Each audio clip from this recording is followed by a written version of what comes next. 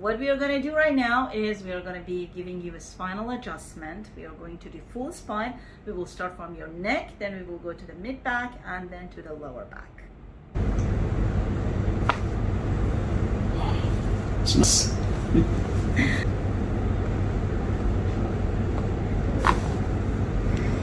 Good. Turn to me.